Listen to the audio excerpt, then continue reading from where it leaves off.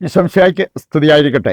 ആത്മീയ ഭോജ്യത്തിൽ നാം ഇന്ന് വിചിന്തനം ചെയ്യുന്നത് നമ്മുടെയൊക്കെ ജീവിതം ദൈവകൃപ ചോർത്തുന്ന ഓട്ടക്കലം പോലെയാണോ? നമ്മോട് തന്നെ ചോദിക്കേണ്ട ഒരു ചോദ്യമാണ്. എൻ്റെ ജീവിതം ദൈവകൃപ സൂക്ഷിക്കുന്ന ഒരു ജീവിതമാണോ, ചോർത്തിക്കളയുന്ന ഒരു ജീവിതമാണോ? നമ്മൾ എത്ര കഷ്ടപ്പെട്ട് എത്ര ആഴമുള്ള കിണറ്റിൽ നിന്ന് കോരിയ വെള്ളമാണെങ്കിലും കൊണ്ടേ ഒഴിച്ചത് ഓട്ടക്കലത്തിലാണെങ്കിൽ കുറച്ച് കഴിഞ്ഞ് നോക്കിയാൽ അതിൽ വെള്ളം കാണുമോ എന്ന് പറഞ്ഞ പോലെ നമ്മൾ കഷ്ടപ്പെട്ടുണ്ടാക്കിയ ദൈവകൃപ ശ്രദ്ധിക്കാതിരുന്നാൽ ചോർന്നു പോകാനുള്ള സാധ്യതയുണ്ട്. ആ ഒരു കാര്യം നമ്മൾ മനസ്സിലാക്കിയിരിക്കണം. രണ്ട് സംഭവങ്ങൾ ഞാൻ ഓർക്കുകയാണ്.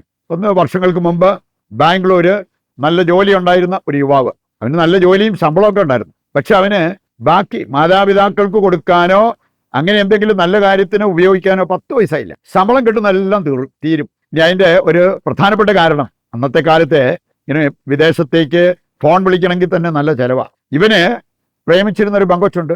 ഇവന് കിട്ടിയ ശമ്പളം മുഴുവൻ പൊക്കോണ്ടിരുന്നത് അവളെ ഫോൺ വിളിക്കാനും പിന്നെ അവൾക്ക് സമ്മാനങ്ങൾ വാങ്ങിച്ചു കൊടുക്കാൻ. അങ്ങനെ വീട്ടിലേക്ക് 10 പൈസ പോലും കൊടുക്കാൻ പറ്റാത്ത അവസ്ഥയിൽ അവൻ്റെ ശമ്പളം മുഴുവൻ അങ്ങനെ ചോർന്നു പൊക്കോണ്ടിരുന്നു. വേറൊരു വ്യക്തിയുടെ കാര്യം, വിവാഹിതനാണ്, ഭാര്യ മക്കളും ഉണ്ട്. പക്ഷെ ആ കുടുംബത്തില് ഈ ഇദ്ദേഹം ജോലി ചെയ്ത് കിട്ടുന്ന ശമ്പളത്തിൽ ഒരംശം പോലും വരുന്നില്ല. പിന്നീടാണ് അവർക്ക് മനസ്സിലായത് ഇയാൾക്ക് ഒരു അവിഹിത ബന്ധം, ആ അവിഹിത ബന്ധത്തിൽ ഒരു കൊച്ചുമുണ്ട്. അതുകൊണ്ട് അവരെ മെയിൻറ്റെയിൻ ചെയ്യാന്നുള്ളത് ആവശ്യമായിരുന്നു. അതുകൊണ്ട് തന്നെ കിട്ടിയ ശമ്പളം ആ രീതിയിൽ ചോർന്നു പൊക്കോണ്ടിരുന്നു എന്നുള്ളത് പിന്നീട് അവർക്ക് മനസ്സിലായി. ഇതുപോലെ ദൈവത്തിൻ്റെ കൃപ ചോർന്നു പോകാൻ സാധ്യതയുണ്ട്. ദൈവകൃപ ചോർത്തുന്ന 2 വൻ പാപങ്ങളെക്കുറിച്ച് വചനം നമ്മെ പഠിപ്പിക്കുന്നുമുണ്ട്. അത് നമുക്ക് മനസ്സിലാക്കിയിരുന്നാൽ ആ പാപങ്ങൾ നമ്മുടെ ജീവിതത്തിലേക്ക് വരാതെ സൂക്ഷിച്ചാൽ നമുക്ക് കൃപയിൽ ജീവിക്കാൻ സാധിക്കും എന്നുള്ളത് നാം മനസ്സിലാക്കണം. അതിലേക്ക് പോകുന്നതിന് മുമ്പ് ആദ്യമായിട്ട് നമ്മൾ തിരിച്ചറിയേണ്ട ഒരു കാര്യം, നമുക്ക് വേണമെങ്കിൽ കൃപ ലഭിക്കാം, കൃപ നഷ്ടപ്പെടാം. രണ്ടിനും സാധ്യത നമ്മുടെ മുമ്പിലുണ്ട്. നമ്മൾ ആഗ്രഹിച്ചാൽ നമുക്ക് കൃപ നേടിയെടുക്കാൻ പറ്റും. നമ്മൾ ശ്രദ്ധിക്കുന്നില്ലെങ്കിൽ നമ്മുടെ കൃപ ചോർന്നു പോകാം, നഷ്ടമാകാം എന്നുള്ളത് കർത്താവിൻ്റെ വചനം നമ്മെ പഠിപ്പിക്കുന്നുണ്ട്. ഹെബ്രായ ലേഖനം 13-ാം അധ്യായത്തിന്റെ 9-ാമത്തെ വചനം എടുത്താൽ അവിടെ പറയുന്നത്, ഭക്ഷണത്താലല്ല കൃപാവരത്താൽ ഹൃദയം ശക്തമാക്കണം. നമ്മുടെയൊക്കെ ശ്രദ്ധ ആ ഒരു കാര്യത്തിലാണോ? കൃപാവരത്താൽ നമ്മുടെ ഹൃദയത്തെ ശക്തമാക്കണം. അതോ നമുക്ക് സമയാസമയത്ത് ഭക്ഷണം കിട്ടി നമുക്ക് ഇഷ്ടമുള്ള ഭക്ഷണ സാധനങ്ങൾ കഴിച്ച് ശരീരത്തെ പുഷ്ടിപ്പെടുത്തി പോയാൽ മതിയോ? അതല്ല ഒരു ക്രിസ്ത്യാനി ലക്ഷ്യം വെക്കേണ്ടത് എന്ന് ദൈവവചനം നമ്മെ ഓർമ്മിപ്പിക്കുക. കൃപാവരത്തിൽ നമ്മൾ വളരാൻ ആവശ്യമായ ചില കാര്യങ്ങൾ വചനം പഠിപ്പിക്കുന്നുണ്ട്. പ്രഭാഷകൻ 32:14 വചനം വായിച്ചാൽ, പ്രഭാതത്തിൽ ഉണർന്ന് ദൈവത്തെ തേടുന്നവർക്ക് കൃപ ലഭിക്കും. ദൈവത്തെ കണ്ടെത്താനും കൃപ ഏറ്റെടുക്കാനും നമ്മെ സഹായിക്കുന്ന ഒരു കാര്യമാണ് പ്രഭാതത്തിൽ ഉണർന്ന് പ്രാർത്ഥിക്കുന്നത്. ഇത് തന്നെ ജ്ഞാനത്തിന്റെ പുസ്തകം 6-ാം അധ്യായത്തിന്റെ 14-ാമത്തെ വചനവും നമ്മെ ഇതേ കാര്യം പഠിപ്പിക്കുന്നത് നമുക്ക് കാണാൻ പറ്റും. റോമാലേഖനം 5-ാം അധ്യായം 2-ാമത്തെ വചനം പഠിപ്പിക്കുന്നത്, വിശ്വാസവും പ്രത്യാശയും ഉള്ളവർക്ക് കൃപയും മഹത്വവും ലഭിക്കും. ഒരു ക്രിസ്ത്യാനിയെ സംബന്ധിച്ചിടത്തോളം അവർ ലക്ഷ്യമാക്കേണ്ട ഒരു കാര്യമാണ് കൃപ, മഹത്വം. ഇതിന് 2 കാര്യങ്ങൾ നമ്മുടെ ഭാഗത്തുനിന്ന് ഉണ്ടാകണം. വിശ്വാസം വേണം, പ്രത്യാശ വേണം. വിശ്വാസവും പ്രത്യാശയും നമ്മുടെ മുഖമുദ്രയായി മാറുന്നെങ്കിൽ തീർച്ചയായിട്ടും നമ്മുടെ ജീവിതത്തിൽ കൃപയുണ്ടാകും, മഹത്വം ഉണ്ടാകും എന്ന് ഈ വചനം റോമ 2:5 വായിച്ചാൽ നമുക്ക് കാണാൻ പറ്റും. റോമ 5:15 വരുമ്പോൾ വീണ്ടും നമ്മൾ കാണുന്നു, യേശു ക്രിസ്തുവിലൂടെ കൃപയും കൃപാദാനവും അതിൻ്റെ സമൃദ്ധിയും നമുക്ക് ലഭിക്കാൻ സാധ്യതയുണ്ട്. അപ്പം അതിന് യേശുവിലുള്ള വിശ്വാസം, യേശുവിനോട് ഐക്യപ്പെട്ട വിശുദ്ധ ജീവിതം, അതെല്ലാം ഉള്ളിടത്ത് കൃപാദാനത്തിൻ്റെ സമൃദ്ധി അവർക്ക് അനുഭവിക്കാൻ സാധിക്കും എന്ന് ഈ വചനം നമ്മെ ഓർമ്മിപ്പിക്കുക. മറ്റൊന്ന്, കൃപ നഷ്ടമാകാം എന്നുള്ളതും ദൈവത്തിൻ്റെ വചനം നമ്മെ ഓർമ്മിപ്പിക്കുന്നുണ്ട്. ഹെബ്രായ ലേഖനം അതിൻ്റെ 12-ാം അധ്യായത്തിന്റെ 15-ാമത്തെ വചനം എടുത്താൽ അവിടെ പറയുന്നുണ്ട്, നിങ്ങൾ കൃപ നഷ്ടമാക്കരുത്. നഷ്ടമാകാൻ സാധ്യതയുള്ളത് കൊണ്ടല്ലേ കർത്താവ് അങ്ങനെ ഒരു മുന്നറിയിപ്പ് നമുക്ക് തരിക. ഭോഷന്മാരാണ് ഈ കൃപ നഷ്ടമാക്കുക. ജ്ഞാനികൾ ഒരിക്കലും ആ കൃപ നഷ്ടമാകുന്ന ഒരു കാര്യത്തിലേക്കും പോകില്ല എന്നുള്ളത് ദൈവവചനം നമ്മെ ഓർമ്മിപ്പിക്കുന്നുണ്ട്. പ്രഭാഷകൻ 21:14 വചനം നമ്മെ ഓർമ്മിപ്പിക്കുന്ന ഒരു കാര്യം, ഈ ഭോഷന്റെ മനസ്സ് ഓട്ടക്കലം പോലെയാണ്.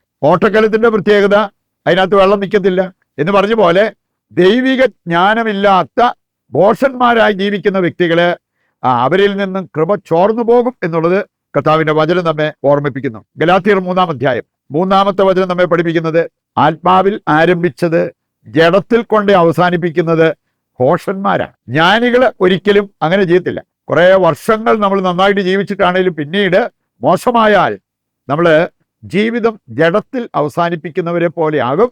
അത് നമ്മെ നാശത്തിലേക്ക് നയിക്കും എന്നുള്ളത് നാം തിരിച്ചറിയേണ്ട ഒരു കാര്യമാണ്. ഹെബ്രായർ 10-ാം അധ്യായം 29-ാമത്തെ വചനം കൂടി എടുത്താൽ അവിടെ നമ്മൾ കാണുന്നുണ്ട്, കൃപയുടെ ആത്മാവിനെ അപമാനിക്കുന്നവർക്ക് കൃപ നഷ്ടമാകും. ദൈവത്തെ, ദൈവവചനത്തെ, ദൈവാത്മാവിനെ ഏതെങ്കിലും വിധത്തിൽ നമ്മൾ അപമാനിച്ചാൽ നമുക്ക് ദൈവത്തിന്റെ കൃപ നഷ്ടമാകും എന്നുള്ളത് ഇവിടെ പറഞ്ഞിരിക്കുകയാണ്. അങ്ങനെയുള്ളവർക്ക് ശിക്ഷ കഠോരമായിരിക്കും എന്നും ഈ വചനഭാഗം നമ്മെ ഓർമ്മിപ്പിക്കുന്നുണ്ട്. മർക്കോസിന്റെ സുവിശേഷം അതിൻ്റെ 3-ാം അധ്യായം 29 എടുക്കുമ്പോൾ ഒരു നിത്യപാപത്തെക്കുറിച്ച് അവിടെ പറഞ്ഞിട്ടുണ്ട്. പരിശുദ്ധാത്മാവിനെതിരായി ദൂഷണം പറയുന്നത്, സത്യം നിഷേധിക്കുന്നത്, അതാണ് നിത്യപാപം. ഇനി അങ്ങനെയുള്ളവർക്ക് ഈ ഭൂമിയിൽ വെച്ചോ മരണാനന്തര ജീവിതമോ ഒരു മോചനമുണ്ടാകില്ല, ആ പാപം ക്ഷമിക്കപ്പെടില്ല എന്നുള്ളത് ഈ വചനഭാഗം നമ്മെ ഓർമ്മിപ്പിക്കുക. നമുക്കിനി 2 വൻ പാപങ്ങളെക്കുറിച്ച് വചനം നമ്മെ ഓർമ്മിപ്പിക്കുന്നുണ്ട്. കൃപ ചോർത്തിക്കളയുന്ന 2 പാപങ്ങൾ. ഒന്നാമത്തേത് വിദ്വേഷം, പ്രതികാരദാഹം. അത് രണ്ടും ഒന്നിച്ചു പോകുന്നതാണ്. ഹെബ്രായർ 12:15 വായിച്ചാൽ അവിടെ പറഞ്ഞിട്ടുണ്ട്, വിദ്വേഷം മൂലം നിങ്ങളിൽ പലരും അശുദ്ധരായി തീരുന്നു, അങ്ങനെയുള്ളവരുടെ കൃപ ചോർന്നു പോകുന്നു എന്നുള്ളത് ഈ വചനഭാഗം നമ്മെ ഓർമ്മിപ്പിക്കുന്നു. പ്രഭാഷകൻ 28 ആദ്യത്തെ 3 വചനങ്ങൾ വായിച്ചാലും അവിടെ പറഞ്ഞിട്ടുണ്ട്, പ്രതികാരം വീട്ടുന്നവനോട് കർത്താവ് പ്രതികാരം ചെയ്യും, അവന്റെ പാപം ദൈവം ഒരിക്കലും മറക്കുന്നില്ല. 3-ാമത്തെ വചനത്തിലേക്ക് വരുമ്പോൾ, അയൽക്കാരോട് പകവച്ചു പുലർത്തുന്നവന് കർത്താവിന്റെ കരുണ പ്രതീക്ഷിക്കാമോ? അതുകൊണ്ട് പ്രതികാരദാഹം, വിദ്വേഷം, ഇതൊക്കെ കൃപ ചോർത്തുന്ന കാര്യമാണ്. 2-ാമത്തെ വൻ പാപമാണ് അശുദ്ധി, അവിഹിത ബന്ധം. അതും ചേർന്ന് പോകുന്ന കാര്യങ്ങളാണ്. അശുദ്ധി, അവിഹിത ബന്ധം, അതുമൂലം നമ്മുടെ കൃപ ചോർന്നു പോകും എന്നുള്ളത് 1 തെസ്സലോനിക്കർ 4-ാം അധ്യായം 3 മുതൽ 8 വരെയുള്ള വചനഭാഗം നമ്മെ പഠിപ്പിക്കുന്ന കാര്യമാണ്. അവിടെ പറഞ്ഞിട്ടുണ്ട്, അശുദ്ധിയിലേക്കല്ല വിശുദ്ധിയിലേക്കാണ് നാം വിളിക്കപ്പെട്ടിരിക്കുന്നത്. അതുകൊണ്ട് തന്നെ അശുദ്ധമായ കാര്യങ്ങൾക്ക് നമ്മുടെ ജീവിതം സമർപ്പിക്കാതിരിക്കാൻ നമ്മൾ പ്രത്യേകം ശ്രദ്ധിക്കണം. അശുദ്ധിയിലേക്ക് നമ്മളെ തള്ളിവിടുന്ന ഒരു കാര്യത്തിലേക്ക് നമ്മൾ പോകാതിരിക്കണം. 1 കൊരിന്തോസ് 5-ാം അധ്യായത്തിന്റെ 1 മുതൽ വായിക്കുമ്പോൾ അവിടെ നമ്മൾ കാണുന്നുണ്ട്, നിങ്ങളിൽ ഒരാൾ അവിഹിത ബന്ധത്തിൽ കഴിയുന്നു എന്ന് പൗലോസ്ലീഹ കൊരിന്തോസുകാരുടെ മുഖത്ത് നോക്കി പറഞ്ഞത്. പ്രഭാഷകൻ 23-ാം അധ്യായം 25-ാമത്തെ വചനം പറയുന്നത്, അങ്ങനെ ഒരു അവിഹിത ബന്ധത്തിൽ നിന്നുണ്ടാകുന്ന കുഞ്ഞിന്റെ വേര് പിടിക്കത്തില്ല എന്നുള്ളതാണ്. ഈ പാപങ്ങൾ ഗൗരവമുള്ള പാപങ്ങളാണ്, കൃപ ചോർത്തുന്ന കാര്യങ്ങളാണ്. അതിലേക്ക് വീണു പോകാതിരിക്കുവാൻ വേണ്ട കൃപയ്ക്കും അനുഗ്രഹത്തിനുമായിട്ട് പ്രതിഷ്ഠാ ജപത്തിൽ പങ്കുചേർന്ന് നമുക്ക് പ്രാർത്ഥിക്കാം. അശുദ്ധിയിലും അവിഹിത വേഴ്ചയിലും കഴിയുന്ന വ്യക്തികളുണ്ട്. അവരുടെ മാനസാന്തരത്തിന് വേണ്ടി ദൈവത്തോട് പ്രാർത്ഥിക്കാം. നല്ലവനും ലോകരക്ഷകനുമായ ദൈവമേ, ഈ നോമ്പുകാലം നൽകി ഞങ്ങളെ അനുഗ്രഹിച്ചതിന് ഞങ്ങൾ അങ്ങേക്ക് നന്ദി പറയുന്നു.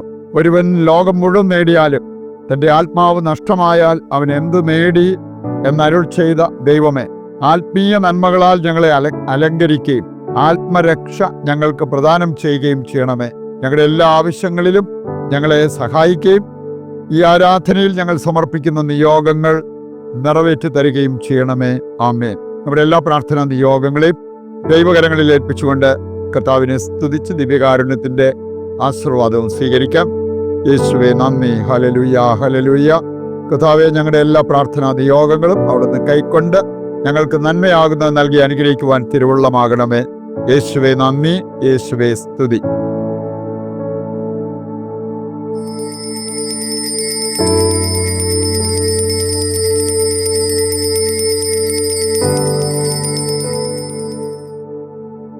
പരിശുദ്ധ പരമ ദിവ്യകാരുണ്യത്തിന് എന്നേരവും ആരാധനയും സ്തുതിയും പുകഴ്ചയും ഉണ്ടായിരിക്കട്ടെ. ഈശോമിശിഹായ്ക്ക് സ്തുതിയായിരിക്കട്ടെ.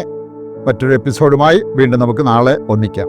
ദൈവം നിങ്ങളെ സമൃദ്ധമായി അനുഗ്രഹിക്കട്ടെ.